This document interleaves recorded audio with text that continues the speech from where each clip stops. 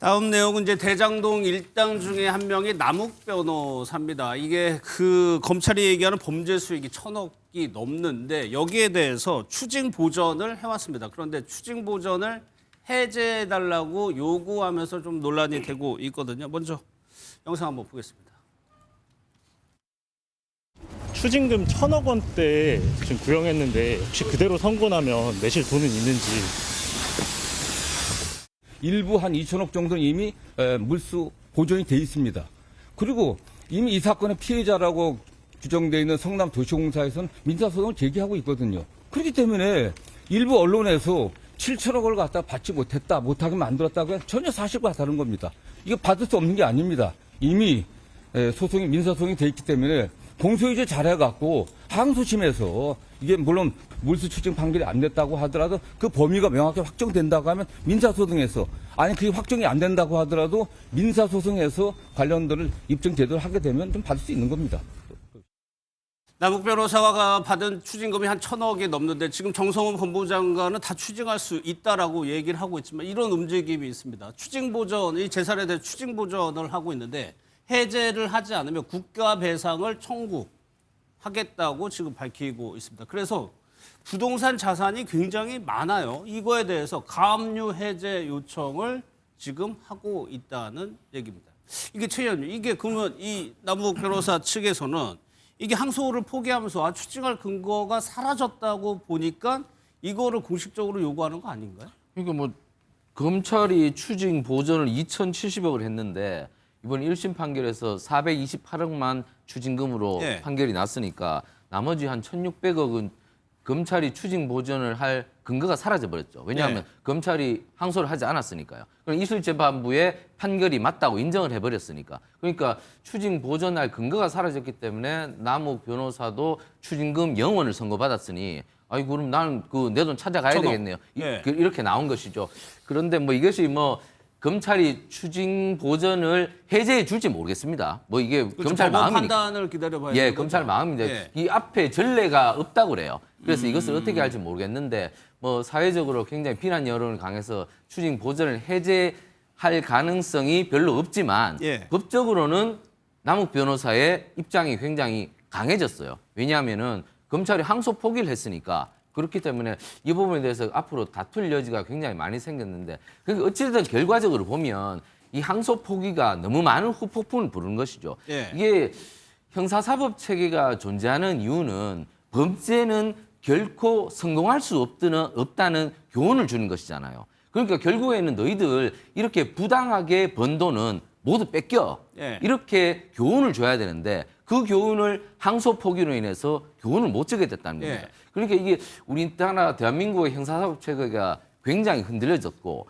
그리고 남욱 변호사 같은 경우가 이런 식으로 추징 보전 해제를 통해서 막대한 돈을 자기가 만약에 챙긴다면 예.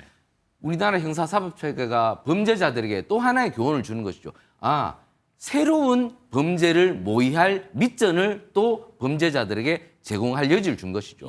그렇기 때문에 여러 가지 문제를 지금 낳았다는 겁니다. 예. 그렇기 때문에 이 항소 포기 사태가 처음에는 뭐 별것 아닌 것처럼 여당에서는 말씀하셨지만 이렇게 일파만파를 만들어내는 것이죠. 그러니까 지금 야당이 주장하는 것처럼 형사사법 체계의 근간을 흔들고 있다. 이렇게 예. 주장하는 겁니다. 그렇기 때문에 이 일파만파에 대해서 물론 민사소송을 통해서 해결할 수 있다고 여당에서는 말씀하고 계시지만 이것이 쉽지 않을 것이다. 그렇기 예. 때문에 저는 이 형사사법 체계의 근간을 흔들 만큼 이게 항소를 포기해야 했느냐, 그 뒤에 무엇이 있느냐 이런 궁금증을 더 불러일으키는 것 같아서 매우 걱정이 되네요. 예, 지금 뭐 추징돼 있는 재산이 어마어마합니다. 김만배 씨는 1,270억이고 남욱 변호사는 514억 그리고 정여각 회계사는 256억을 추징 보전하고 있는 건데 이거를 풀어달라고 남욱 변호사가 먼저 요청을 했고 나머지 사람들도 그게 받아들여지면 당연히 그거를 요청을 하겠죠. 그래서 남욱 변호사가 지금 뭐 청담동에 건물도 있다고 하고 역삼동에 땅도 있다고 하고 이 땅 같은 경우에는 300억에 사서 500억에 지금 매물로 내놨다는 거거든요. 여기에 대해서 박범계 이건 판사 출신이죠. 이게 법원이 허락해주지 않을 것이다 이런 전망을 하고 있는데 그 얘기 듣고 한번 따져보겠습니다. 그 사람은 그 사람대로의 권리를 주장하는 건데 예. 그것이 재판부에서 받아들일 가능성이 저는 없다고 봅니다. 아, 지금 예. 2차 수사팀 공소유지 검사가 대장동 일당들에 대한 재산 보전을 해서 2,070억 원을 22부 재판부에 재산 보전 처분을 받아냈어요. 예, 예. 결정은 법원이 한 겁니다. 뭐 안 풀어주면 국가배상 청구도 검토한다고 하던데요. 변호사니까 무슨 얘기를 못하겠어요. 일단은 법원이 판단하는 거고 국가배상 문제는 좀 가벼운 문제라고 보는데 이게 아무튼 검찰에서는 그 배당금이었나요? 몇 천만 원 몇 억 내고 뭐 7천억 받았다는 거잖아요. 그럼 이게 어떻게 되는 겁니까? 그러니까 이제 1심 법원에서 한 1,128억 정도가 문제가 있다라고 봤어요. 네. 그런데 여기 이걸 이제 환수를 하려고 한다면 이해충돌 방지법이 유죄가 나와야 되는 거거든요. 근데 이미 그 직무상 비밀 여부는 공소시효가 지나서 처벌할 수 없다는 거였어요. 그리고 서판교 터널 같은 경우도 이미 성남시에서 1년 전에 공개한 정보인데 이게 어떻게 업무상 비밀이냐. 이해충돌 방지법이 없기 때문에 추징할 수 없다는 거였거든요. 예. 그런 측면에서 이게 그러면 항소를 했다라고 한다면 추징할 수 있었을까? 저는 거의 어려웠다라고 봅니다. 아. 그리고 정말 이게 형사사법 체계의 문제일 수도 있는데 예를 들어서 공무원에 뇌물을 주고 혜택을 받아서 공사를 했어요. 예. 근데 공사를 해서 얻은 수익을 몰수 취징하는 경우는 저는 솔직히 본 적이 없거든요. 네. 뇌물을 몰수 취징하는 경우는 당연한 거지만 아니 근데 관심은 그건 것 같아요. 지금 네. 일반 국민들이. 저 남욱 변호사가 저 500억짜리의 건물을 팔아서 그 수익을 챙길 수 있느냐 한 것 같아요. 지금 현재로서 챙길 수 있다고 봅니다. 아, 그래요? 왜냐하면 일단 추징이 영원히 나와버렸잖아요. 법원의 네, 판결은. 그러면 당연히 추징을 해제를 요구할 수 있고 법원이 계속적으로 아무런 근거 없이 추징을 안 해줄 수는 없다라고 봅니다. 다만 성남시에서 이미 남욱 변호사 등을 향해서 소송을 제기했기 때문에 네. 여기에 대해서 가압류를 신청하면 그 결정이 나올 때까지는 충분히 기다려줄 것 같다라는 생각이 들고요. 또한 뭐 국가배상 청구한다는데 뭐 이게 이 보존 조치를 해제를 늦게 했다라고 해서 국가배상이 될 만한 예. 직무상의 불법 행위는 저는 전혀 아닐 것 같다 생각되고 예. 저는 검찰에서 좀 수사를 좀 잘못했을 가능성이 충분히 있다라고 봅니다. 남욱 변호사 어떻게 했죠? 계속 이재명 성남시장에 대해서 불리한 진술을 많이 했던 사람이잖아요. 그리고 김만배 씨는 구속돼서 거의 1년 6개월을 살았습니다만 예. 이 남욱 변호사는 조금 구속됐다가 나와서 불구속 상태로 계속 살았거든요. 그런데 추징금 0원이에요. 정영학 회계사 이 대장동 사건을 제보하면서 이재명 후보가 대통령에서 떨어지는데 굉장히 기여했던 사람이에요. 예. 근데 이 정영학 회계사에 대해서도 추징금이 0원이에요. 예. 그렇다면 검찰의 회유 압박에 의해서 뭐 협조를 했던 어떤 이유로 협조를 해서 결국 이재명 성남시장에게 불리한 진술을 했던 사람들인데 공교롭게도 김만배 씨는 430억 상당의 추징이 됐습니다만 예. 정영학 남욱은 0원입니다. 이건 검찰이 이재명 성남시장에게 불리한 진술을 하는 대가로 예. 적절하게 타협했던 잘못된 타협의 결과로 나온 산물이 아닌가. 이 부분이 검찰에서도 이 부분에 대한 비판을 좀 받아야 될 측면이 충분히 있다라고 그러니까 애초 생각됩니다. 검찰 수사할 때 왜 이거를 추적을 제대로 못했느냐.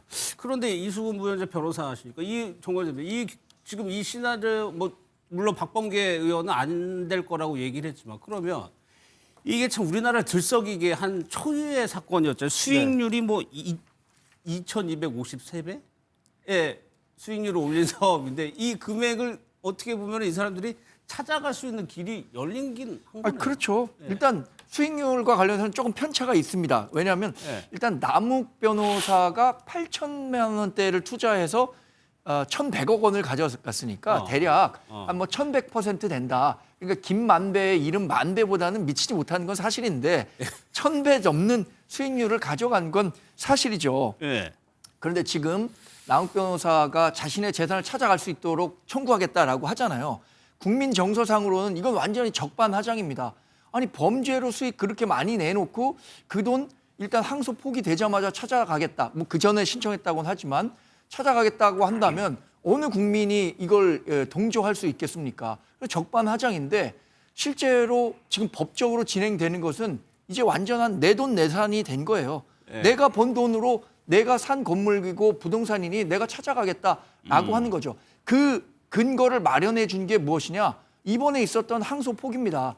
항소 포기로 인해서 더 이상 추진할 수 있는 금액이 없어지게 되고 예. 이것을 근거로 남욱이 법정 소송을 벌이게 된다면 결국에는 시간 문제이지 이거 남욱 변호사에게 그대로 돌아가고 김만배, 정영학 이런 분들이 갖고 있는 재산 다 가져갈 수 있게 되는 거예요. 예. 그러니까 그런 얘기 나오는 거 아닙니까? 하루에 뭐 8천만 원짜리 그 교도소 생활을 하게 되는 거 아니냐 이런 비난이 나오는데 여기에 대해서 민주당과 이재명 대통령이 뭐 직접 관여했다라는 어떤 직접적인 증거도 없지만 대통령실이 관여했을 것이다라고 많은 사람들이 의심하고 있는 것 아닙니까? 예. 이 부분과 관련해서는 두고 이재명 대통령 국정 동력에 발목을 잡게 되고 민주당이 왜 대장동 일당의 편을 들고 있는 건가라는 의문을 지울 수가 없을 겁니다. 앞서 저희가 봤던 남욱 변호사 그 건물 그 CG 다시 한번 볼까요? 이 빌딩 같은 경우에는 2021년에 300억 원에 매입을 했습니다. 이 돈이 이제 대장동 수익으로 온 거 아니냐는 추정입니다. 그럼 500억이 지금 현 시세예요. 그러면 여기서도 200억을 번게 된 겁니다. 대장동 사업에서 또 그 막대한 수익을 올리고 또 그 돈으로 사서 또 차익이 200억이 나는 상황입니다. 이 건물은 역삼역 토지는 이게 보전명령 대상인지 아직까지 정확하게 파악은 안 된다고 하는데 뭐 상황이 이렇다 보니까 국민의힘은 오늘 오전에 아예 용산 대통령실 앞으로 달려갔습니다. 그 영상 한번 보겠습니다. 대통령이라는 뒷배가 없다면 용산백이 없다면 가능하지 않은 일입니다. 7,800억을 범죄자들의 뱃속에 집어넣어놓고 이재명 대통령은 오늘 1호기를 타고 해외로 먹튀를 하겠다고 합니다. 그러나 돌아오면 기다리고 있는 것은 국정조사입니다. 그리고 그 다음은 특검이 될 것입니다. 국민의힘에서는 일관되게 이재명 대통령을 공격하고 있어요. 오늘 순방 간 것도 이제 묶어가지고 비판하고 있습니다. 아니, 무슨 먹튀예요? 뭘 먹었어야지 티가 나오는 건데 네. 계속 저런 식으로 공격을 하는데 그 근거가 없는 공격을 계속 하고 있는 건데 이 프레임이 좀 고약하긴 해요. 왜냐하면 국민의힘 뭐라고 그러면 되냐면 7,800억 못 받잖아 이러면 되는 거고 500억 못 받잖아 이러면 되는 거예요. 근데 실제적으로는 민주당이나 이재명 대통령이 공격받을 게 아니라 검찰과 법원이 공격받아야 될 내용이에요. 실제로 따지고 보면 네. 아시겠습니다만 검찰이요 1차 수사팀, 2차 수사팀이 있었습니다. 1차 수사팀은 651억 플러스 알파를 갖다 기소했어요. 2차 수사팀이 4,895억이라고 하는 것도 추가로 기소를 한 거예요. 그러면 검찰 내부에서도 추징을 얼마나 해야 되는지에 대해서 아직 내부에 합의가 안 된 상황이에요. 예. 근데 법원이 뭐라고 판단했냐? 아니 공사가 택지 분양만 했잖아. 아파트 분양은 안 했잖아. 아파트 분양은 분양한 사람들이 먹고 가져가야 되는 거 아니야. 그러니까 이거는 건들지 마라. 이렇게 되게 되면서 1,180억인가 정도만 추징을 하게 되는 상황이 벌어진 거란 말이에요. 예를 들면. 그러니까 이 부분과 관련해서는 검찰이 제대로 수사를 못했다라고 하는 게 하나이고 입증이 안 되니까 법원은 거기에 맞게 판결을 했다. 이런 내용이고 또 하나는 2천억 정도 같은 경우는 지금 김만배 씨 부분과 관련해서 추징이 돼 있고 또 하나는 예금보험공사에서요. 지금 그 남욱 변호사 같은 경우도 일부 내용이 가무되어 있는 상황이에요. 그리고 그러니까 검찰에서 남욱 변호사 얘기를 수용할지 그리고 수용을 해서 법원에 얘기한다고 해서 법원이 이걸 갖다가 오케이를 할지 이건 아직 확인이 안 되는 부분인데 계속 왜 이렇게 큰 돈을 먹게 만들었느냐고 말씀하시기 이전에 국민의힘에서는요. 이 대장동 사건이 벌어지게 된 부산저축은행 부실 수사 사건에 대해서 말씀을 하셔야 돼요. 부산저축은행 부실 사건 문제 관련해서 맨 처음에 1,110억 그다음에 2차로 해가지고 1,800억 갖다가 부실하게 대출을 해줘가지고 그 돈이 대장동 시드머니로 간 거잖아요. 시드머니로 갔더니 그 수사 담당했던 사람이 누굽니까? 윤석열 검사였잖아요. 거기까지 가면 너무 또 올라가니까. 그러니까 제 얘기 뭐냐면 계속 돈 얘기 말씀하시는데 그 앞으로 더 내려가면 이런 문제가 다 걸려 있는 거예요. 그러니까 이 문제 가지고 사실 확인이 안 됐는데 먹튀라고 얘기를 하면서 정치적인 것으로 활용한 것 자체가 제가 볼 때 올바르지 않다. 말씀하신 이런 부분에 대한 구체적인 사안들을 가지고 얘기할 필요가 있다. 근데 곤욕스럽다 말씀을 드린 거예요. 왜냐하면 500억, 7,800억 이래버리면 말은 편하잖아요. 속살은 안 그런데. 근데 그 부산저축은행까지 계속 넘어가면 정말 남은 끝도 없이 논쟁이 계속될 것 같지만 여하튼 1심 판결에서 추징금이나 구형량이 좀 줄어들었을 뿐이지 이것은 범죄 수익이 맞다. 특혜가 있었다 이걸 얘기하고 있는 거거든요. 그러니까 이 부분이 다 정치 공세다라고 얘기하기는 어려운 부분이죠.